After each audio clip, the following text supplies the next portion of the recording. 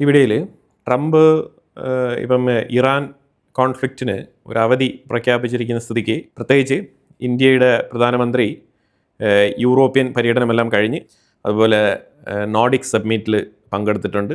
വളരെ നിർണായകമായിട്ടുള്ള കരാറുകളൊക്കെ രൂപപ്പെട്ടിട്ടുണ്ട്. പ്രത്യേകിച്ച് ഇന്ത്യയും യൂറോപ്യൻ യൂണിയനും നാറ്റോ രാജ്യങ്ങളും തമ്മിൽ ഒരു ബോണ്ട് രൂപപ്പെടുന്നുണ്ട്. അത് വളരെ വ്യക്തമായിട്ട് മനസ്സിലാക്കാൻ പറ്റുന്നുണ്ട്. പാകിസ്ഥാനിൽ ഇമ്രാൻഖാൻ്റെ ജയിൽവാസവുമായിട്ട് ബന്ധപ്പെട്ട് ഒരു സീക്രട്ട് ഡോക്യുമെൻറ്റ്, സീറോ ഡോക്യുമെൻ്റ് എന്ന് പറയുന്ന വളരെ കോൺഫിഡൻഷ്യൽ ആയിട്ടുള്ളൊരു ഫയൽ ലീക്കായിട്ടുണ്ട്. 3 പേജസ് ഡോക്യുമെൻ്റ് ലീക്കായിട്ടുണ്ട്. ആ വിഷയത്തിനെക്കുറിച്ചും നമ്മൾ ഇതിനകത്ത് നോക്കേണ്ടതുണ്ട്. ട്രംപ് മിഡിൽ ഈസ്റ്റിലെ നേതാക്കളുടെ അഭ്യർത്ഥന മാനിച്ച് ഇറാനിന് മേൽ നടത്താനിരുന്ന ആക്രമണം പോസ്റ്റ്പോണ്ട് ചെയ്ത് 19-ാം തീയതിക്ക് ശേഷം എന്നുള്ള നിലയിൽ മാറ്റിവെച്ചിരിക്കുകയാണ്. സോ അതുകൊണ്ട് തന്നെ ട്രംപ് ഇറാൻ്റെ മുന്നിൽ മുട്ടുമടക്കി എന്നുള്ള തരത്തിൽ ഇറാൻ്റെ ഉള്ളിൽ ട്രംപിനെതിരെയുള്ള ആഘോഷങ്ങൾ വല്ലാത്ത രീതിയിൽ പൊലിപ്പിക്കുകയാണ്. അറ്റാക്ക് വന്നു കഴിഞ്ഞാൽ അത് വേറെ കാര്യം. പക്ഷേ ഈ IRGC അമേരിക്കയ്ക്കെതിരെ എടുക്കുന്ന ഈ ഒരു മോക്കിംഗ് ഉണ്ടല്ലോ, ഈ മോക്കിംഗ് ക്യാരക്ടറാണ് കംപ്ലീറ്റ് ഉടനീളം ഇറാൻ്റെ പ്രോക്സികളിലെല്ലാം നമുക്ക് കാണാൻ കഴിയും. ഇപ്പം ഹെസ്ബുള്ള ആയിക്കോട്ടെ, അവരുടെ വീഡിയോ ഇറക്കുന്ന രീതി നോക്കി നമുക്ക് മനസ്സിലാക്കാൻ പറ്റും. ഇസ്രായേലിൻ്റെ കയ്യിൽ നിന്ന് നല്ല രീതിയിൽ അടി വാങ്ങിച്ച് കൂട്ടിയിട്ട് അവർക്കൊന്നും സംഭവിച്ചിട്ടില്ല എന്നുള്ള മട്ടിൽ അവർ വീഡിയോ ഇറക്കും.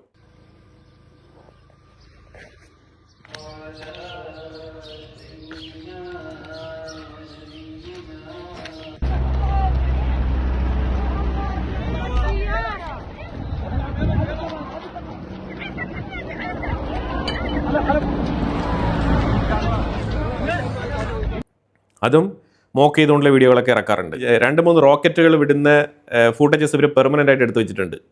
അപ്പോൾ ഏതെങ്കിലും തരത്തിലൊരു വീഡിയോ ഇറക്കണം എന്ന് പറഞ്ഞു കഴിഞ്ഞാൽ ആ പെർമനൻറ്റ് ഫൂട്ടേജ് അങ്ങ് ആഡ് ചെയ്യും അവർ. ഇത്തരത്തിലുള്ള ഗിമിക്കുകളൊക്കെ ഈ ഭീകര സംഘടനകൾ കാണിക്കാറുണ്ട്.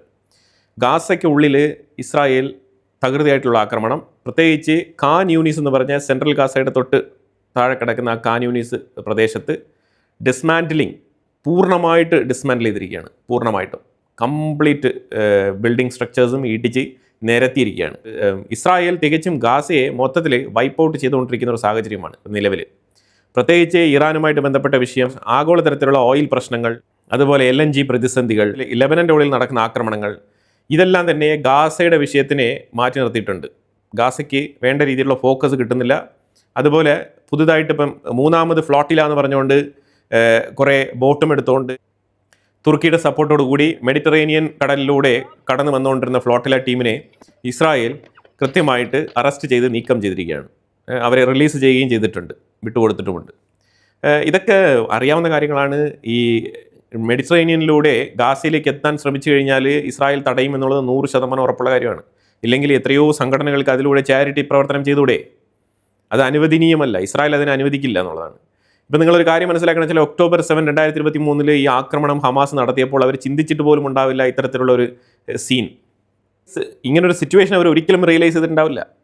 എപ്പോഴത്തെയും പോലെ ഒരു 5-6 ദിവസം ഇസ്രായേൽ അറ്റാക്ക് നടത്തും, വീണ്ടും ആഗോളതരത്തിലുള്ള സംഘടനകളൊക്കെ വന്ന് UN ഒക്കെ ഇടപെട്ട് എങ്ങനെയെങ്കിലും ഇതിനൊരു പോംവഴി കണ്ടെത്തി ഒരു ഡീലിലങ്ങ് എത്തിക്കും. ഇതാണ് അവർ ധരിച്ചിരുന്നത്. അങ്ങനെയാണെങ്കിൽ ഇപ്പോൾ അവർ 10ാമത്തെ അറ്റാക്ക് നടത്തിയേനെ റിപ്പീറ്റഡ് ആയിട്ട് October 7 മാതൃകയിൽ. പക്ഷെ ഇത്തവണ ഇസ്രായേൽ വളരെ ശക്തമായിട്ടുള്ള തീരുമാനമെടുത്ത് തുടർച്ചയായിട്ട് അങ്ങ് അറ്റം വരെ പോയി ഇറാൻ്റെ മണ്ണ് വരെ മാന്തുന്ന ഏർപ്പാടാണ് ചെയ്തത്. ഈ അറ്റാക്ക് ശരിക്കും നഷ്ടം എന്ന് പറഞ്ഞാൽ ഇറാൻ്റെ പ്രോക്സികൾക്കും ഇറാനും വലിയ നഷ്ടം തന്നെയാണ്, ഇല്ലയെന്ന് പറയാൻ പറ്റത്തില്ല. പക്ഷെ എന്നാലും അവർ ശക്തമായിട്ട് പൊരുതുന്നുണ്ട്. തീർച്ചയായിട്ടും ഒരു തീവ്രവാദ സംഘടനയെ ഉന്മൂലനം ചെയ്യണം എന്ന് പറഞ്ഞു കഴിഞ്ഞാൽ അത്ര എളുപ്പത്തിൽ നടക്കുന്ന കാര്യമല്ല. അത് വളരെ സ്ട്രഗിൾ ചെയ്ത് നടത്തേണ്ട ഒരു പ്രവൃത്തി തന്നെയാണ്. അത്തരത്തിലുള്ള ഒരു സ്ട്രഗ്ലിംഗ് പ്രോസസ്സിലൂടെയാണ് ഇസ്രായേൽ കടന്നു പോയിക്കൊണ്ടിരിക്കുന്നത്. അമേരിക്കയുടെ താല്പര്യങ്ങളൊക്കെ വേറെ ആയിരിക്കും. അത് ഒരു രാജ്യത്തിൻ്റെ നിലപാടുകൾ വെച്ചിട്ട് മറ്റൊരു രാജ്യത്തിനെ മെരുക്കാനുള്ള നിലപാടുകളൊക്കെ ട്രംപിനുണ്ടാവാം, അമേരിക്കയ്ക്കുണ്ടാവാം. പക്ഷേ ഇസ്രായേലിൻ്റെ എയിം അൾട്ടിമേറ്റ് ആണ്, തീവ്രവാദികളെ ഉന്മൂലനം ചെയ്യുക എന്നുള്ളത് തന്നെയാണ് അവരുടെ രാജ്യത്തിനെതിരെയുള്ള ഭീഷണി. അതിനെ ഉന്മൂലനം ചെയ്യുക എന്ന് തന്നെയാണ് അവരുടെ നിലപാട്. അതിലേക്ക് തന്നെയാണ് കാര്യങ്ങളൊക്കെ മുന്നോട്ട് പോകുന്നത്. എനിവേ, ഞാൻ വാർ ഇനവിറ്റബിൾ ആണെന്ന് പറഞ്ഞിട്ടുണ്ടായിരുന്നു. അത് വളരെ വ്യക്തമായിട്ട് മനസ്സിലാക്കിയിട്ട് തന്നെയാണ് പറഞ്ഞത്. ഇൻഫാക്ട് ഞാൻ എഡിറ്റ് ചെയ്തുകൊണ്ടിരുന്ന സമയത്താണ് ട്രംപ് 2ാമത്തെ ട്വീറ്റ് ഇടുന്നത്, അതായത് ഞാൻ വാർ മാറ്റിവെച്ചിരിക്കുന്നു പറഞ്ഞിട്ട്. പക്ഷേ വാർ മാറ്റിവെച്ചിരിക്കുന്നു പറഞ്ഞാലും നമ്മളുടെ വീഡിയോയ്ക്ക് അപ്പോഴും പ്രസക്തി ഉണ്ടായിരുന്നു. അതുകൊണ്ടാണ് ഞാനത് പബ്ലിഷ് ചെയ്തത്. ഇതിന് മുമ്പ് ഞാൻ ഇട്ടിരുന്ന വീഡിയോ. പുതിയ ഓപ്പറേഷനും അതുമായിട്ട് ബന്ധപ്പെട്ട വിവരങ്ങളെല്ലാം തന്നെ ഒരു പരിധിവരെ മീഡിയകളിലൊക്കെ ചർച്ച ചെയ്യപ്പെടുന്നുണ്ടായിരുന്നു. അതുതന്നെയാണ് ഞാൻ വളരെ കോൺഫിഡൻ്റ് ആയിട്ട് അത് നിങ്ങളിലേക്ക് എത്തിച്ചത്. അതായത് അടുത്തൊരു യുദ്ധം തുടങ്ങിക്കഴിഞ്ഞാൽ പിന്നെ യുറേനിയം തന്നെയാണ് ടാർഗറ്റ്. യുറേനിയം ഇല്ലാതൊരു യുദ്ധം ഇനി അവസാനിക്കില്ല. അതാണ് മനസ്സിലാക്കേണ്ടത്. ഇറാൻ്റെ ഉള്ളിലുള്ള യുറേനിയം നീക്കം ചെയ്യാതെ, ഇല്ലെങ്കിൽ അവരത് സ്വയമേ മടക്കി കൊടുക്കാതെ ഒരു തുടങ്ങുന്ന യുദ്ധം അവസാനിക്കില്ല. അതുകൊണ്ടാണ് മിഡിൽ ഈസ്റ്റിലുള്ള രാജ്യങ്ങളെല്ലാം തന്നെ ഒരു യുദ്ധം വേണോ എന്നുള്ള മട്ടിൽ ആലോചിക്കുന്നത്. കാരണം തുടങ്ങിക്കഴിഞ്ഞാൽ ഈ സാധനം കിട്ടുന്നവരായിരിക്കും. ഇനിയിപ്പോൾ അഥവാ അമേരിക്ക പറയുന്ന ഇസ്ഫഹാൻ എന്ന് പറഞ്ഞ ആ ന്യൂക്ലിയർ എൻറിച്ച്മെൻറ്റ് ഫെസിലിറ്റിയിൽ ഈ എൻറിച്ച്ഡ് യുറേനിയം ഇല്ല എന്നുണ്ടെങ്കിൽ ഒന്ന് ആലോചിച്ച് നോക്കൂ. അപ്പോൾ അത് കിട്ടുന്നവരായിരിക്കും. അത് ഒരു നീണ്ട യുദ്ധമായിട്ട് മാറാനുള്ള സാധ്യതയുണ്ട്. അതുകൊണ്ടാണ് മിഡിൽ ഈസ്റ്റ് രാജ്യങ്ങളായിട്ടുള്ള സൗദി അറേബ്യ, UAE, ഖത്തർ പോലത്തെ രാജ്യങ്ങളൊക്കെ കുറച്ചുകൂടെ സമയമെടുത്ത് സംസാരിച്ചിട്ട് ഇറാൻ്റെ കയ്യിൽ നിന്ന് ചർച്ചയിലൂടെ തന്നെ അത് വാങ്ങിച്ചെടുക്കാനുള്ള ശ്രമങ്ങൾ നടത്തുന്നത്. ട്രംപ് ആ ട്വീറ്റിലൂടെ വ്യക്തമായിട്ട് പറയുന്നുണ്ട്, ആണവായുധം ഇല്ല എന്നുള്ളത് ഉറപ്പുവരുത്തണം, എൻറിച്ച്ഡ് യുറേനിയം കൈമാറണം. അതാണ് നമ്മളുടെ ഡിമാൻഡ്. ആ ഡിമാൻഡ് അംഗീകരിച്ചുകൊണ്ട് ഇറാൻ മുന്നോട്ട് വരുന്നെങ്കിൽ ചർച്ചയ്ക്ക് വരട്ടെ എന്നാണ് പറഞ്ഞിരിക്കുന്നത്. അല്ലാന്നുണ്ടെങ്കിൽ 19-ാം തീയതി കഴിഞ്ഞിട്ട് ഒരു തീരുമാനം എടുക്കും എന്നാണ് പറഞ്ഞിരിക്കുന്നത്. പക്ഷേ ഞാൻ 19-ാം തീയതി കഴിഞ്ഞ ഉടനെ എന്തെങ്കിലുമൊക്കെ തീരുമാനം ഉണ്ടാകുമെന്ന് ഞാൻ പ്രതീക്ഷിക്കുന്നില്ല. പക്ഷേ എൻ്റെ ഒരു കാൽക്കുലേഷൻ അനുസരിച്ച് 30-ാം തീയതിക്കുള്ളിൽ, അതായത് 20 മുതൽ 30-ാം തീയതിക്കുള്ളിൽ അവർ 10 ഡേയ്സിൽ വളരെ നിർണായകമായിട്ടുള്ളൊരു തീരുമാനം ഉണ്ടാവും. അതൊന്നെങ്കിൽ ആക്രമണമാവാം, ഇല്ലാന്നുണ്ടെങ്കിൽ ഡീലാവാം. അതിലേക്കാണ് കാര്യങ്ങളുടെ പോക്ക്. ഇന്ത്യ വളരെ ഓപ്പണായിട്ട് തന്നെ പ്രഖ്യാപിച്ചിട്ടുണ്ട് റഷ്യൻ എണ്ണ വീണ്ടും വാങ്ങിക്കുമെന്ന്. ഇതിനു മുമ്പ് വാങ്ങിച്ചുകൊണ്ട് തന്നെയാണ് ഇരുന്നത്. അതായത് നമ്മളതിൻ്റെ ക്വാണ്ടിറ്റിയിൽ ചെറിയ രീതിയിൽ കുറവ് വരുത്തിയിട്ടുണ്ടായിരുന്നു. കാരണം നമ്മൾ ഡൈവേഴ്സിഫൈ ചെയ്ത് പർച്ചേസ് ചെയ്തുകൊണ്ടിരിക്കുന്ന സാഹചര്യമായിരുന്നു. ഇപ്പം മിഡിൽ ഈസ്റ്റിൽ നിന്ന് നമുക്ക് ഇറക്കാൻ പറ്റാത്ത സാഹചര്യം ആയതുകൊണ്ട് തന്നെ നമ്മളുടെ എണ്ണ ടാങ്കറുകളെല്ലാം തന്നെ സ്ട്രേറ്റ് ഓഫ് ഹോർമൂസിൽ സ്ട്രക്കായി കിടക്കുന്നതും 1 by 1 ആയിട്ടാണ് നമ്മൾ കൊണ്ടുവന്നുകൊണ്ടിരിക്കുന്നത്. ഏതാണ്ട് ഇന്ത്യയുടെ 11-ാമത്തെ കപ്പലാണ് കഴിഞ്ഞ 2 മാസം കൊണ്ട് ഇന്ത്യയിൽ എത്തുന്നത് മിഡിൽ ഈസ്റ്റിൽ നിന്ന്. അത്രയ്ക്ക് ഡ്രൈഡ് ഔട്ടാണ്. അതാണ് മനസ്സിലാക്കേണ്ടത്. അപ്പം ഈ ഷോർട്ടേജ് പരിഹരിക്കുന്ന തരത്തിൽ റഷ്യയുടെ കയ്യിൽ നിന്നും എണ്ണ വാങ്ങിക്കാൻ ഇന്ത്യ തീരുമാനിച്ചിട്ടുണ്ട്. അമേരിക്കയുടെ നയങ്ങൾക്ക് പുല്ലുവിലയാണ്. അത് ഓപ്പണായിട്ട് ഇന്ത്യ തുറന്ന് പറഞ്ഞു കഴിഞ്ഞു. ഞങ്ങളുടെ രാജ്യത്തിൻ്റെ നിലനിൽപ്പിനാണ് ഞങ്ങൾ പ്രാധാന്യം കൊടുക്കുന്നത്. അപ്പോൾ അത് ഞങ്ങളുടെ ജനജീവിതത്തിനെ ബാധിക്കാത്ത തരത്തിൽ കാര്യങ്ങൾ മുന്നോട്ട് കൊണ്ടുപോകാനുള്ള റൈറ്റ് ഞങ്ങൾക്കുണ്ട്. അപ്പോൾ അതുകൊണ്ട് ഞങ്ങൾ റഷ്യയുടെ പക്കൽ നിന്ന് എണ്ണ വാങ്ങിക്കുന്നു എന്ന് ഓപ്പണായിട്ട് ഡിക്ലെയർ ചെയ്ത് കഴിഞ്ഞു. അമേരിക്കയ്ക്ക് എഗെയിൻസ്റ്റ് ആയിട്ട് തന്നെയാണ് പറഞ്ഞിരിക്കുന്നത്. പൊതുവിൽ ഇപ്പം നിലവിലുള്ള സാഹചര്യം വെച്ച് നോക്കുകയാണെന്നുണ്ടെങ്കിൽ അമേരിക്കയ്ക്കെതിരെ തന്നെയാണ് പല രാജ്യങ്ങളിൽ നിലപാട്, ഇൻക്ലൂഡിങ് യൂറോപ്പ്, നാറ്റോ, ഇപ്പോൾ ഇന്ത്യ ആയിക്കോട്ടെ, ചൈന ആയിക്കോട്ടെ. ഇപ്പോൾ ഇതിനകത്ത് അമേരിക്ക അവരുടെ പൊസിഷൻ സ്റ്റെബിലൈസ് ചെയ്യേണ്ടതുണ്ട്. കാരണം അവർ ഇറാന് മേളിലൊരു ആക്രമണം നടത്തി വിജയം കൈവരിച്ചാൽ മാത്രമാണ് അമേരിക്കയുടെ പൊസിഷൻ ആ പഴയ ഒരു രീതിയിലേക്ക് മാറുള്ളൂ. അല്ലാത്ത പക്ഷം ഇത്തരത്തിൽ സ്ട്രേറ്റ് ഓഫ് ഹോർമൂസിലൊക്കെ പോയി നിന്ന് ഇറാൻ്റെ കാലം പിടിച്ചുകൊണ്ടിരിക്കുന്ന അമേരിക്കയെ ആരും മൈൻഡ് ചെയ്യാൻ പോകുന്നില്ല. അവർ പ്രത്യേകിച്ച് അവരുടെ ഒരു പവർ സ്ഥാപിച്ചെടുക്കാൻ വേണ്ടിയിട്ട് ശ്രമിക്കും. അമേരിക്ക നിരന്തരം ശ്രമിച്ചുകൊണ്ടേയിരിക്കും. മറ്റുള്ള എല്ലാ രാജ്യങ്ങളും നോക്കിക്കാണുന്നത് ട്രംപിൻ്റെ ഈ വീക്ക്നെസ് എന്തുകൊണ്ട് ഇത്രയും ഡിലേ ആക്കുന്നു. അറ്റാക്ക് ചെയ്തുകൊണ്ട് നെഗോഷിയേറ്റ് ചെയ്യാമായിരുന്നു. അമേരിക്കൻ സോൾജേഴ്സിൻ്റെ ജീവൻ നഷ്ടപ്പെടേണ്ട, അതുപോലെ തന്നെ ആരുടെയും ജീവൻ നഷ്ടപ്പെടേണ്ട. മിഡിൽ ഈസ്റ്റിലൊക്കെ ഒരുപാട് ഇന്ത്യക്കാർ ഉൾപ്പെടെ മരണപ്പെട്ടിട്ടുണ്ടല്ലോ. ഈ ഹ്യൂമൻ റൈറ്റ്സ് വിചാരിച്ചുകൊണ്ടാണ് ശരിക്കും ട്രംപ് യുദ്ധം വേണ്ട എന്ന് പറഞ്ഞിട്ട് ഇങ്ങനെ പിൻവലിഞ്ഞ് നിൽക്കുന്നത്. അല്ലാതെ അമേരിക്കയ്ക്ക് ആക്രമണം നടത്താൻ 2 മിനിറ്റ് മതി, അവർ അറ്റാക്ക് നടത്തും. GBU 52 കാറ്റഗറി ബോംബൊക്കെ മിഡിൽ ഈസ്റ്റിലേക്ക് കൊണ്ടുവന്നുകൊണ്ടിരിക്കുകയാണ്. വൻ ഇറക്കുമതിയാണ് നടന്നുകൊണ്ടിരിക്കുന്നത്. വീണ്ടും ഒരു യുദ്ധം തുടങ്ങുന്നുവെങ്കിൽ ഇറാൻ ഒന്ന് ചിന്തിക്കേണ്ടി വരും. അമേരിക്ക അത്തരത്തിലുള്ള മാരകമായിട്ടുള്ള ആക്രമണങ്ങളായിരിക്കും നടത്താൻ പോകുന്നത്. കാഷ്വാലിറ്റീസും കൂടും. പക്ഷേ ഇനി തുടങ്ങിയാൽ പെട്ടെന്ന് നിർത്താൻ പറ്റില്ല. അതാണ് പ്രശ്നം. അതുകൊണ്ടാണ് ഇത്രയും ഡിലേ ആകുന്നത്. ഇന്ത്യക്കും സ്വീഡനും തമ്മിൽ 13 എഗ്രിമെൻറ്റുകളാണ് സൈൻ ചെയ്തത്. സ്വീഡൻ്റെ ഇൻവെസ്റ്റ്മെൻറ്റ് ഇന്ത്യക്കുള്ള $2.5 ബില്യൺ ഉണ്ടായിരുന്നത്. അത് ഏതാണ്ട് $7.75 ബില്യൺ ഉയർത്തുകയാണ് ആ ഒരു ഇൻവെസ്റ്റ്മെൻറ്റ്, സ്വീഡൻ്റെ ഇൻവെസ്റ്റ്മെൻറ്റ്. സ്വീഡനും ഇന്ത്യയും തമ്മിൽ ഒരുപാട് കാലത്തെ ബന്ധമുണ്ട്. ആഫ്റ്റർ ഇൻഡിപെൻഡൻസിന് ശേഷം സ്വതന്ത്ര ഇന്ത്യയെ അംഗീകരിച്ച രാജ്യങ്ങളിൽ സ്വീഡനും ഒന്നാണ്. അത് നമ്മൾ ഓർക്കേണ്ടതുണ്ട് ഈ സാഹചര്യത്തിൽ. അത് 1947 കാര്യമാണ് ഞാൻ പറയുന്നത്. ഈ ഒപ്പുവെച്ച ഡീലുകളിൽ ഫാർമസ്യൂട്ടിക്കൽസുമായിട്ട് ബന്ധപ്പെട്ട ഡീല് ഒപ്പുവെച്ചിട്ടുണ്ട്. ലൈഫ് സേവിങ് മെഡിസിൻസ് ഉൾപ്പെടെയുള്ള പല അത്യാവശ്യ മെഡിസിൻസും കയറ്റി അയക്കാൻ വേണ്ടിയിട്ടുള്ള എഗ്രിമെൻ്റാണ് സൈൻ ചെയ്തിരിക്കുന്നത്. അതുപോലെ ഡിഫൻസ് മേഖലയുമായിട്ട് ബന്ധപ്പെട്ട എഗ്രിമെൻറ്റ് ഒപ്പുവെച്ചിട്ടുണ്ട്. അതുപോലെ എയർക്രാഫ്റ്റ് മാനുഫാക്ചറിങ്ങുമായിട്ട് ബന്ധപ്പെട്ട വിഷയത്തിലും താല്പര്യം പ്രകടിപ്പിച്ചിട്ടുണ്ട്. സ്ട്രാറ്റജിക് പാർട്ട്ണർഷിപ്പിനെ കുറിച്ചുള്ള ഒരു എഗ്രിമെൻറ്റ് സൈൻ ചെയ്തിട്ടുണ്ട്. ഇങ്ങനെ നിരവധിയായിട്ടുള്ള 13 എഗ്രിമെൻറ്റുകളാണ് സൈൻ ചെയ്തിരിക്കുന്നത്.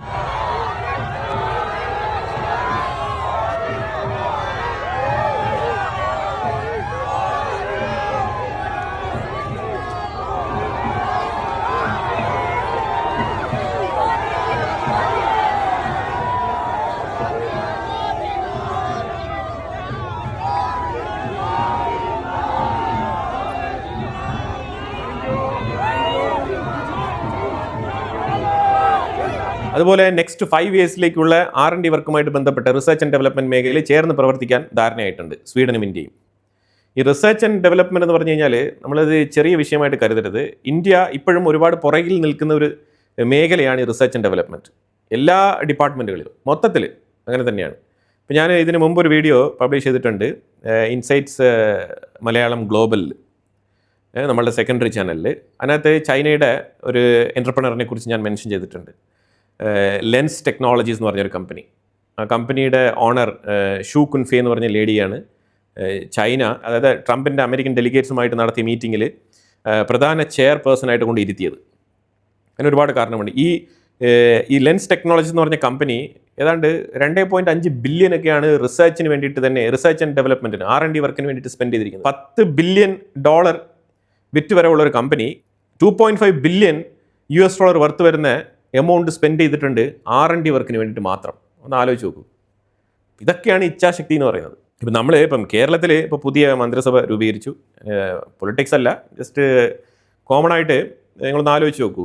KSRTCയിൽ ഓർഡിനറി ബസ്സിലും സൂപ്പർ ഫാസ്റ്റിലും സ്ത്രീകൾക്ക് ഫ്രീ. ഓക്കെ, അംഗീകരിക്കാം, ഫൈൻ, ഗവൺമെൻറ്റിൻ്റെ ഡിസിഷനാണ്, ഇറ്റ്സ് ഫൈൻ. പക്ഷേ ഈ ഫ്രീ ബീസ് കൊടുക്കുന്നതിൽ എനിക്ക് വലിയ താല്പര്യമില്ല. കാരണം ഒരു രാജ്യത്തിൻ്റെ പുരോഗതിയെ മന്ദഗതിയിലാക്കുന്ന പരിപാടിയാണ് ഈ ഫ്രീ ബീസ് എന്ന് പറയുന്നത്. അതിലുപരിയായിട്ട് അർഹതപ്പെട്ടവർക്ക് ഫ്രീ ആയിട്ടുള്ള യാത്ര ഉറപ്പുവരുത്താം. അതിനവർ അറ്റ്ലീസ്റ്റ് മിനിമം ഈ വില്ലേജ് ഓഫീസിൽ നിന്ന് ഒരു ഇൻകം സർട്ടിഫിക്കറ്റോ വരുമാന സർട്ടിഫിക്കറ്റോ അല്ലാന്നുണ്ടെങ്കിൽ അവരുടെ റേഷൻ കാർഡിൻ്റെ BPL അങ്ങനെയുള്ള ദാരിദ്ര്യരേഖയ്ക്ക് താഴെയുള്ള ആൾക്കാരെ തിരഞ്ഞുപിടിച്ച് അവർക്ക് ഇത് കൊടുക്കുക എന്നുള്ളതാണ് അർഹതപ്പെട്ടവരെന്ന് ഞാൻ ഉദ്ദേശിക്കുന്നത്. അല്ലാതെ യാത്ര ചെയ്യാൻ പൈസയുള്ള ആൾക്കാരുണ്ട്. നമ്മൾ ചെയ്യുന്നത് ഒരു ചാരിറ്റി ആണെങ്കിൽ പോലും അത് അർഹതപ്പെട്ടവർക്ക് പോയി എത്തിച്ചേരണം, എന്നാലേ അതിനൊരു മൂല്യമുള്ളൂ, അത് വർത്താവുകയുള്ളൂ. അല്ലാന്നുണ്ടെങ്കിൽ അത് വേസ്റ്റാണ്. ഈ എല്ലാവർക്കും ഫ്രീ കൊടുക്കേണ്ട ആവശ്യമുണ്ടെന്ന് തോന്നുന്നില്ല. അങ്ങനെ കൊടുത്തു കഴിഞ്ഞാൽ ഇപ്പോൾ KSRTCയുടെ അവസ്ഥ ഒന്ന് നോക്കൂ നിങ്ങൾ. ഇപ്പോൾ ഇത് ഓർഡിനറിയിലും സൂപ്പർ ഫാസ്റ്റിലും ഏറ്റവും കൂടുതൽ ജനങ്ങൾ യാത്ര ചെയ്യുന്ന 2 കാറ്റഗറി ഓഫ് ട്രാൻസ്പോർട്ടേഷനാണ് ഈ ഓർഡിനറിയും അതുപോലെ തന്നെ ഈ സൂപ്പർ ഫാസ്റ്റും. ഇതിൽ ഫ്രീ കൊടുക്കുമ്പോൾ ഉണ്ടാകുന്ന നഷ്ടം വളരെ വലുതാണ്. ഈ നഷ്ടം നികത്താനുള്ള മറ്റു മാർഗ്ഗങ്ങൾ ഗവൺമെൻറ് കയ്യിൽ ഉണ്ടോ എന്നുള്ളത് ആ പ്രതിവിധിയാണ് ആദ്യം കണ്ടെത്തേണ്ടത്. ഫണ്ടിൻ്റെ സോഴ്സ്, KSRTCക്ക് ഉണ്ടാകുന്ന ഈ നഷ്ടം എങ്ങനെ ഗവൺമെൻറ് നികത്താൻ പോകുന്നു. നിലവിലെ നിയുക്ത മന്ത്രിമാരായിക്കോട്ടെ, അതേപോലെ തന്നെ ഇതിനു മുമ്പ് ഭരിച്ചിരുന്ന ആൾക്കാരായിക്കോട്ടെ, LDF, UDF അല്ലെങ്കിൽ വല്ലപ്പോഴും കൂടി വിജയിച്ചു വരുന്ന BJPയുടെ MLAമാരായിക്കോട്ടെ, എല്ലാവർക്കും ചേർത്ത് തന്നെയാണ് പറയുന്നത്. ഇവരെല്ലാം നഷ്ടപ്പെടുത്തുന്ന പൈസ സേവ് ചെയ്ത് കഴിഞ്ഞാൽ തീർച്ചയായിട്ടും ഈ ലേഡീസിനെല്ലാം ഫ്രീ ജേണി ഉറപ്പുവരുത്താൻ പറ്റും. അതില്ലാന്നല്ല, ഒരു സ്റ്റേറ്റിന് ഇത് ചെയ്യാൻ പറ്റാത്ത കാര്യമൊന്നുമില്ല, ചെയ്യാൻ പറ്റും. പക്ഷേ അനാവശ്യമായിട്ടുള്ള സഹായങ്ങളുടെ ആവശ്യമില്ല എന്നുള്ളതാണ്. കാരണം നമ്മൾ അർഹതയില്ലാത്തവർക്ക് ചെയ്യുമ്പോഴത്തേക്കും അതൊരു അധികപ്പറ്റായി മാറും. അത്രേ ഞാൻ ഉദ്ദേശിച്ചുള്ളൂ. അത് ഒരു സർട്ടിഫിക്കറ്റ് അല്ലെങ്കിൽ ഒരു കാർഡ് അവർക്ക് കൊടുക്കുക. അപ്പോൾ ചികിത്സാ കാർഡ് ഉണ്ടല്ലോ, ചികിത്സാ കാർഡ് എന്ന് പറഞ്ഞിട്ടൊരു കാർഡുണ്ട്. ESIയിലൊക്കെ പോയി കഴിഞ്ഞാൽ ചികിത്സ കിട്ടും. ഇങ്ങനെ പല ഹോസ്പിറ്റലുകളിലും ചികിത്സ കിട്ടും. ഗോകുലം മെഡിക്കൽ കോളേജിലൊക്കെ പോയി കഴിഞ്ഞാൽ ചികിത്സ കിട്ടുന്ന പരിപാടികളൊക്കെ ഉണ്ട്. അപ്പോൾ അത്തരത്തിലുള്ള പദ്ധതികൾക്കൊക്കെ ഒരു ഐഡൻറ്റിറ്റി ഉണ്ട്, ഒരു കാർഡ് ഉണ്ട്. അങ്ങനെ ഒരു സംവിധാനം രൂപപ്പെടുത്തുക. ഇപ്പോൾ KSRTCക്ക് വേണ്ടിയിട്ട് അവരുടെ വരുമാന സർട്ടിഫിക്കറ്റും ഇന്ന കാര്യങ്ങൾ വാങ്ങിച്ചിട്ട് നമ്മളുടെ ഇന്ന ഡിപ്പാർട്ട്മെൻറ്റിൽ നിന്ന് അല്ലെങ്കിൽ അവരുടെ സ്റ്റേറ്റ് അല്ലെങ്കിൽ അവരുടെ പഞ്ചായത്തിൽ നിന്ന് അല്ലെങ്കിൽ എവിടെ നിന്നെങ്കിലൊക്കെ ഒരു കത്തുമായിട്ട് പോയിട്ട് ഇങ്ങനെ ഒരു കാർഡ് സംഘടിപ്പിക്കുക അർഹതപ്പെട്ടവർക്ക്. അതിന് 2 കീ ഡോക്യുമെൻ്റ് ഫിക്സ് ചെയ്യുക. ബിലോ പോവർട്ടി ലൈനിൽ കാണിക്കുന്ന BPL റേഷൻ കാർഡിൻ്റെ കോപ്പി, അതേപോലെ തന്നെ വരുമാന സർട്ടിഫിക്കറ്റ്. ഒരു വർഷം അവർക്ക് ആനുവൽ ഇൻകം ഇത്രയാണെന്നുള്ളത് കാണിക്കുന്ന ഒരു വരുമാന സർട്ടിഫിക്കറ്റ്. അപ്പോൾ അതിൽ ഒരു കൃത്യമായിട്ടുള്ളൊരു മാനദണ്ഡം വെച്ചിട്ട് ഒരു കാർഡ് ഇഷ്യൂ ചെയ്ത് കഴിഞ്ഞാൽ ആ കാർഡ് കാണിക്കുന്നവർക്ക് ടിക്കറ്റ് വേണ്ടാന്ന് പറഞ്ഞു കഴിഞ്ഞാൽ അതിലൊരു ലീഗാലിറ്റി ഉണ്ട്, ഒരു സ്ട്രക്ചർ ഉണ്ട്, ഒരു സിസ്റ്റം ഉണ്ട്, ഒരു ഓപ്പറേറ്റിംഗ് സിസ്റ്റം ഉണ്ട് അവിടെ. അപ്പോൾ അങ്ങനത്തെ രീതിയിൽ സിസ്റ്റമാറ്റിക് ആയിട്ട് കൊണ്ടുവന്നു കഴിഞ്ഞാൽ കുറച്ചുകൂടെ എഫക്റ്റീവായിട്ട് അർഹതപ്പെട്ടവർക്ക് ഈ ഗവൺമെൻറ് പ്രഖ്യാപിക്കുന്ന ഈ ആനുകൂല്യം കൃത്യമായിട്ട് എത്തിച്ചേരും. അത് എൻ്റെ ഒരു വ്യക്തിപരമായ അഭിപ്രായം മാത്രമാണ് കേട്ടോ. ഇപ്പം കോൺഗ്രസ് അനുയായികളായിട്ടുള്ള ആൾക്കാർ നിങ്ങൾ വിഷമിക്കേണ്ട ആവശ്യമൊന്നുമില്ല, ക്രിട്ടിസൈസ് ചെയ്യുന്നതല്ല, എൻ്റെ ഒരു വീക്ഷണം പറഞ്ഞതേ ഉള്ളൂ. കാരണം മറ്റുള്ള രാജ്യങ്ങളിലൊക്കെ, ഫോറിൻ കൺട്രീസിലൊക്കെ നമ്മൾ പോയിട്ടുള്ള പല രാജ്യങ്ങളിലും ഇങ്ങനത്തെ സിസ്റ്റം ഉണ്ട്. അവിടെയൊക്കെ ഒരു സിസ്റ്റം ഉണ്ട്. എല്ലാം ഫ്രീ കിട്ടണമെങ്കിലും ഒരു സിസ്റ്റം ഉണ്ട്. ആ സിസ്റ്റം ഫോളോ ചെയ്യണം. അതാണ് നമ്മളിവിടെ മനസ്സിലാക്കേണ്ടത്. അല്ലാന്നുണ്ടെങ്കിൽ ഇവിടെ കൂട്ടടിയാവും. KSRTCയിൽ ഒന്നാമതേ നല്ല തിരക്കാണ്. ഇനിയിപ്പോൾ എന്തായിത്തീരും നമുക്കറിയില്ല. റഷ്യയും ചൈനയും തമ്മിൽ, ഇപ്പം വ്ളാഡിമിർ പുടിൻ ചൈനയിൽ എത്തിയിട്ടുണ്ട്. അവർ രണ്ടുപേരും തമ്മിൽ ഞാൻ 2 ദിവസങ്ങൾക്ക് മുമ്പ് പറഞ്ഞിട്ടുണ്ടായിരുന്നല്ലോ. അത് റഷ്യൻ പ്രസിഡന്റ് വ്ളാഡിമിർ പുടിൻ ചൈനയിലേക്ക് വരുന്നുണ്ട്. ഷീ ജിൻപിങ് വിളിച്ചു വരുത്തിയതാണ്. അപ്പോൾ അവർ തമ്മിലുള്ള ട്രേഡ് $200 ബില്യൺ ആയിട്ട് ഉയർത്തുകയാണ് പെർ ഇയർ. ട്രേഡുമായിട്ട് ബന്ധപ്പെട്ട ചർച്ചകളാണ് നടക്കുന്നത്. അതിലുപരിയായിട്ട് ഡോളറിൻ്റെ ഇൻ്റർവെയിൻ ഇല്ലാതെ റഷ്യൻ റൂബിളും യുവാനും തമ്മിൽ മാത്രം നടക്കുന്ന ട്രാൻസാക്ഷൻ ആണെന്നാണ് ചൂണ്ടിക്കാണിക്കുന്നത്. പിന്നെ റഷ്യൻ ഓയിൽ ഇന്ത്യ വാങ്ങിക്കുമെന്ന് വളരെ ഓപ്പണായിട്ട് ബോൾഡായിട്ട് ഇന്ത്യ തുറന്നു പറയാനുള്ള കാരണങ്ങളിൽ ഒന്ന് ട്രംപിൻ്റെ ചൈന സന്ദർശനം. അതാണ് കുറച്ചുകൂടെ ബോൾഡായിട്ട് ഇന്ത്യയെ ഈ വിഷയത്തിൽ തീരുമാനമെടുക്കാൻ പ്രേരിപ്പിച്ചത്. ബ്രിക്സിൻ്റെ മീറ്റിംഗ് നടന്ന സമയത്ത് തന്നെ ഇന്ത്യയുടെ എക്സ്റ്റേണൽ അഫയേഴ്സ് മിനിസ്റ്റർ ജയശങ്കർ ഇതുമായിട്ട് ബന്ധപ്പെട്ട് പറഞ്ഞിട്ടുണ്ടായിരുന്നു സ്റ്റേറ്റ്മെൻറ്റ്. അമേരിക്കയുടെ നയങ്ങളെ വിമർശിച്ചിട്ടുണ്ടായിരുന്നു ജയശങ്കർ അന്ന്. അതായത് ഇത്തരത്തിൽ മിഡിൽ ഈസ്റ്റ് കോൺഫ്ലിക്റ്റ് ഒക്കെ നടന്നുകൊണ്ടിരിക്കുന്ന സമയത്ത് അമേരിക്ക അവരുടെ സ്വാർത്ഥ താല്പര്യത്തിന് വേണ്ടിയിട്ട് എനർജി റിസോഴ്സുകൾക്ക് മേളിൽ സാങ്ഷൻസ് ഏർപ്പാടാക്കുന്നത് അത്ര നല്ല പരിപാടിയല്ല എന്നുള്ളതാണ് ജയശങ്കർ അന്ന് പറഞ്ഞ ഒപ്പീനിയൻ. ഇന്ത്യയിൽ അദാനി എന്ന് പറഞ്ഞൊരു കമ്പനി ഉണ്ടല്ലോ. ഈ അദാനി കമ്പനിയുമായിട്ട് ബന്ധപ്പെട്ട വിഷയത്തിൽ ഇവർ അമേരിക്കയിൽ സോലാർ പാനലുമായിട്ട് ബന്ധപ്പെട്ട പ്രോജക്റ്റ് നടപ്പിലാക്കുന്നതുമായിട്ട് ബന്ധപ്പെട്ട് ഇന്ത്യക്കുള്ളിൽ സ്വാധീനം ചെലുത്താൻ വേണ്ടിയിട്ട് ഇവർ അമേരിക്കയിൽ ഫണ്ട് പിരിച്ച് ഇന്ത്യക്കുള്ളിൽ ഇവർ ബ്രൈബിന് വേണ്ടിയിട്ട് പണം കൊടുത്തു എന്ന് പറഞ്ഞിട്ടുള്ളൊരു കേസ് അദാനിക്ക് മേളിൽ ഫയൽ ചെയ്തിട്ടുണ്ടായിരുന്നു. ജോ ബൈഡൻ്റെ ലാസ്റ്റ് ടെനറിൻ്റെ ആ ഒരു ടൈമിലാണ് ആ കേസ് ഓപ്പൺ ചെയ്തത്. ആ ടൈമിൽ ഇപ്പോൾ ട്രംപ് വന്നിട്ട് അദാനിയുടെ കേസ് റിസോൾവ് ചെയ്ത് കൊടുത്തു. അദാനി അവിടെ ഫൈൻ എന്തോ പേ ചെയ്തു. അതോടുകൂടി ആ കേസ് അങ്ങ് ഒഴിവാക്കി കൊടുത്തു. അത് ഒഴിവാക്കി കൊടുത്ത ഉടനെ തന്നെ ഇപ്പോൾ വീണ്ടും അടുത്ത കേസുമായിട്ട് വന്നിരിക്കുകയാണ്. ഇപ്പോഴത്തെ കേസ് എന്താണെന്ന് പറഞ്ഞാൽ അദാനി ഇറാനിൽ നിന്നും എണ്ണ ഇറക്കുമതി ചെയ്തിട്ടുണ്ട്. അമേരിക്ക സാങ്ഷൻ ഏർപ്പാടാക്കി വെച്ചിരുന്ന ടാങ്കറിലൂടെയാണ് ഇപ്പം അദാനി ഈ എണ്ണ ഇറക്കുമതി ചെയ്തിരിക്കുന്നത് എന്നുള്ളൊരു കണ്ടെത്തൽ. അതിനെ തുടർന്ന് ഏതാണ്ട് 2300 കോടി ഇന്ത്യൻ മണി വില വരുന്ന ആ ഒരു എമൗണ്ടാണ് ഇപ്പം പുതിയ ഫൈൻ അദാനിക്ക് മേളിൽ ചുമത്തിയിരിക്കുന്നത്. ഇപ്പോൾ ഇതൊക്കെ ഇനി തരണം ചെയ്ത് ഇനി വീണ്ടും അദാനി ഒന്നേന്ന് അമേരിക്കയുടെ ഉള്ളിലൊക്കെ എന്തെങ്കിലുമൊക്കെ ചെയ്യണം എന്നുണ്ടെങ്കിൽ കുറേ ടൈം എടുക്കും. ഇപ്പോൾ ഇന്ത്യ വളരെ ഓപ്പണായിട്ട് തന്നെ റഷ്യൻ എണ്ണയുമായിട്ട് ബന്ധപ്പെട്ട വിഷയത്തിൽ ഒരു തീരുമാനമെടുത്തത് കൊണ്ട് അദാനിക്ക് മേളിൽ വീണ്ടും കുതിര കയറുന്നതാണോ എന്നുള്ളത് നമുക്കറിയില്ല. പക്ഷെ എന്നാലും ഇന്ത്യൻ എൻ്റർപ്രണേഴ്സിനെ വളരാൻ അനുവദിക്കരുത് എന്ന് ഉറച്ച തീരുമാനമെടുത്ത അമേരിക്കൻ ഭരണകൂടത്തിനെയാണ് നമുക്ക് ഇതിലൂടെ കാണാൻ കഴിയുന്നത്. കാരണം ഇനി അദാനി ഒരു നമ്പർ 1 ലിസ്റ്റിലൊന്നും വരാൻ പാടില്ല. അമേരിക്കൻ എൻ്റർപ്രണേഴ്സിനെയൊക്കെ കടത്തി വെട്ടിക്കൊണ്ട് സമ്പന്നരുടെ പട്ടികയിൽ ഇടം നേടിയിരുന്നു. അപ്പോൾ അന്ന് തന്നെ ഇവർ നോട്ടമിട്ട് വെച്ചിട്ടുണ്ട്. അപ്പോൾ അതുകൊണ്ട് അങ്ങനെ അദാനിക്കൊരു ഗ്രോത്ത് കൊടുക്കണ്ട എന്നുള്ള തരത്തിൽ തീരുമാനമെടുത്ത് കൃത്യമായിട്ട് പക വീട്ടുന്ന പോലെയാണ് മനസ്സിലാക്കാൻ പറ്റുന്നത്. അമേരിക്കയെ സംബന്ധിച്ചിടത്തോളം എന്തെങ്കിലുമൊക്കെ തിരിമറികൾ ഇതിൻ്റെ ഉള്ളിൽ ഉണ്ടാവും. അതിന് പ്രധാനപ്പെട്ട കാരണം ഇപ്പം നിങ്ങൾ നോക്കൂ, ഇമ്രാൻഖാനുമായിട്ട് ബന്ധപ്പെട്ട വിഷയം ഇന്ന് ലൈം ലൈറ്റിൽ ചർച്ചയ്ക്ക് വരികയാണ്. 2022 മാർച്ച് 7-ാം തീയതി അമേരിക്കൻ എൻവോയ് ഡൊണാൾഡ് ലൂ, പുള്ളി ഡോൺ എന്നാണ് അറിയപ്പെടുന്നത്. ഈ ഡൊണാൾഡ് ലൂവിനെ നമ്മൾ ഇതിനു മുമ്പ് ബംഗ്ലാദേശുമായിട്ട് ബന്ധപ്പെട്ട വിഷയത്തിൽ, ബംഗ്ലാദേശിൽ ഷെയ്ഖ് ഹസീനയുടെ ഭരണം അട്ടിമറിക്കപ്പെട്ട വിഷയത്തിലൊക്കെ നമ്മൾ ഈ വ്യക്തിയെക്കുറിച്ച് ചർച്ച ചെയ്തിട്ടുണ്ട്. ഇപ്പോൾ ഡൊണാൾഡ് ലൂ ഈ വ്യക്തിയാണ്, ഞാനിവിടെ ഇമേജ് കാണിക്കാം. ഈ ഡൊണാൾഡ് ലൂ പാകിസ്ഥാൻ്റെ അംബാസഡറുമായിട്ട് നടത്തിയ ചർച്ച, അതുമായിട്ട് ബന്ധപ്പെട്ട് ഇമ്രാൻഖാനെതിരെ നടപടിയെടുക്കണം എന്ന് ഫോഴ്സ്ഫുള്ളി അമേരിക്കയിൽ നിന്നും ഇൻഫോം ചെയ്തത്, കൂടിക്കാഴ്ചയിൽ ഇതുമായിട്ട് ബന്ധപ്പെട്ട് ചർച്ചകൾ നടത്തിയത്, ഇതെല്ലാം തന്നെ സൈഫർ റിപ്പോർട്ട്. ഈ സൈഫർ റിപ്പോർട്ട് എന്ന് പറയുന്നത് വളരെ കോൺഫിഡൻഷ്യൽ ആയിട്ടുള്ള, വളരെ സീക്രട്ട് ആയിട്ടുള്ള റിപ്പോർട്ടാണ്. കോൺഫിഡൻഷ്യൽ ഉപരി സീക്രട്ട് ആയിട്ടുള്ള റിപ്പോർട്ടാണ്. ഗവൺമെന്റിന്റെ ഡേറ്റകളെ സംബന്ധിച്ചിടത്തോളം പല കാറ്റഗറിയിൽ ഡോക്യുമെന്റ്സ് വരും. അപ്പോൾ ഈ സൈഫർ റിപ്പോർട്ട് എന്ന് പറയുന്നത് 17806 എന്ന് പറഞ്ഞ നമ്പറാണ് ഇതിൻ്റെ ID. ആ ഒരു ബാച്ചിലുള്ള റിപ്പോർട്ടാണിത്.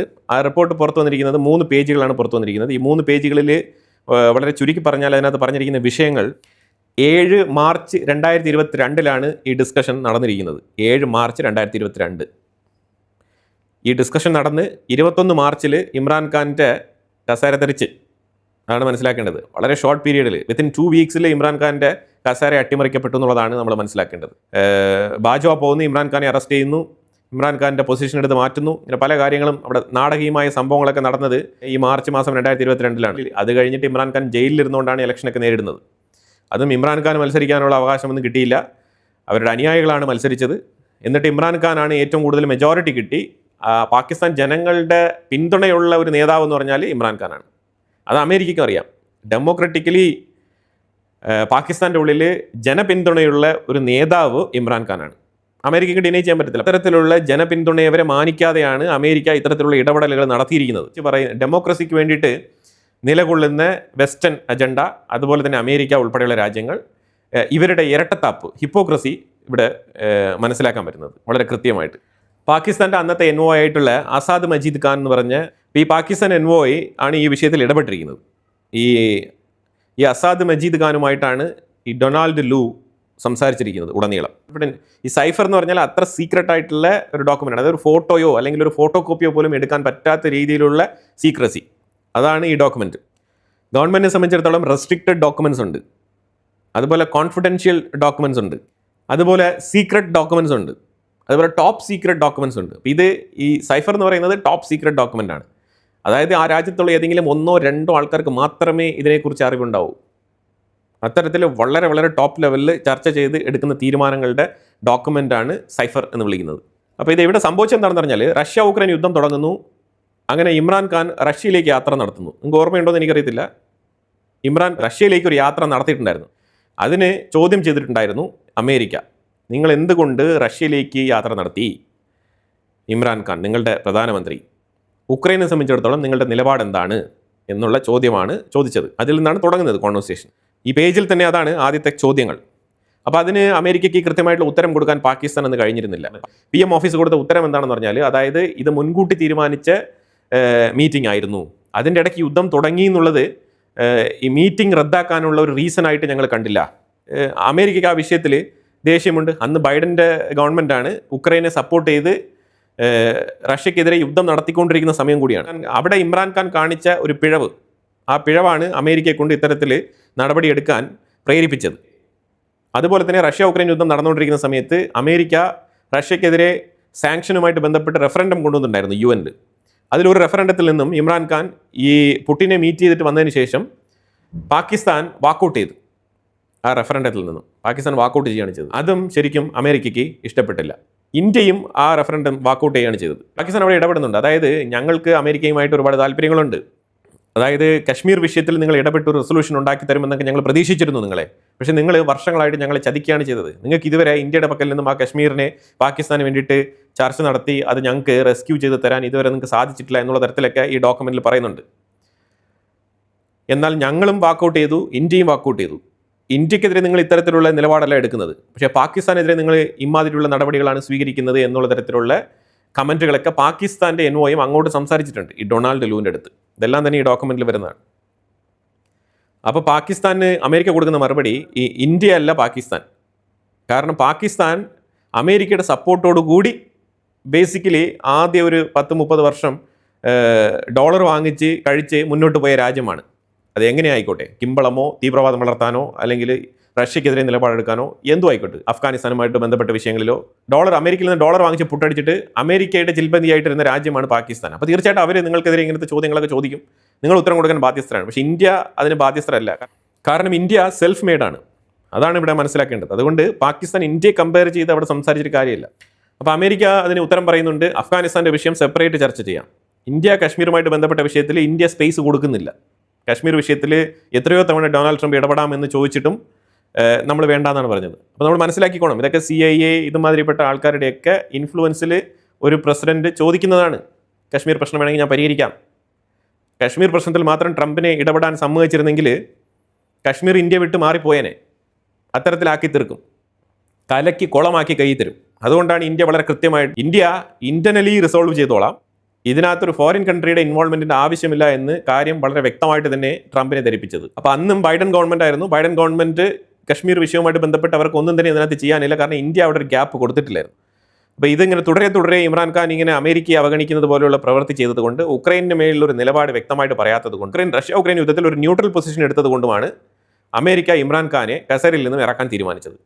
അപ്പോൾ അവർക്കൊരു ടൈം ലൈൻ കൊടുത്ത് വിത്തിൻ ഇത്ര ദിവസത്തിനുള്ളിൽ ഇമ്രാൻഖാൻ്റെ ഭരണം അട്ടിമറിക്കണം എന്നുള്ള നിർദ്ദേശം, അമേരിക്കയുടെ നിർദ്ദേശം ഡൊണാൾഡ് ലൂ വഴി പാകിസ്ഥാന് നൽകിയിട്ടുണ്ടായിരുന്നു. അത് കഴിഞ്ഞിട്ടാണ് പാകിസ്ഥാൻ്റെ ഈ കോലാഹലങ്ങളൊക്കെ നടക്കുന്നത്. ഇമ്രാൻഖാനെ പിടിച്ച് ജയിലിലിടുന്നത്, എന്തോ ഗിഫ്റ്റിൻ്റെ പേരിലൊക്കെ കേസൊക്കെ ഫയൽ ചെയ്ത് ഇങ്ങനെ ജയിലിലിടുന്നത്. എന്നിട്ട് 2 വർഷം കഴിഞ്ഞ് 2024 ഇലക്ഷൻ നടന്നു. ആ ഇലക്ഷൻ പാകിസ്ഥാനിലെ ഇമ്രാൻഖാൻ്റെ തെഹ്രീക്ക് ഇൻസാഫ് എന്ന് പറഞ്ഞ പാർട്ടി പൂർണ്ണ വിജയമായിരുന്നു.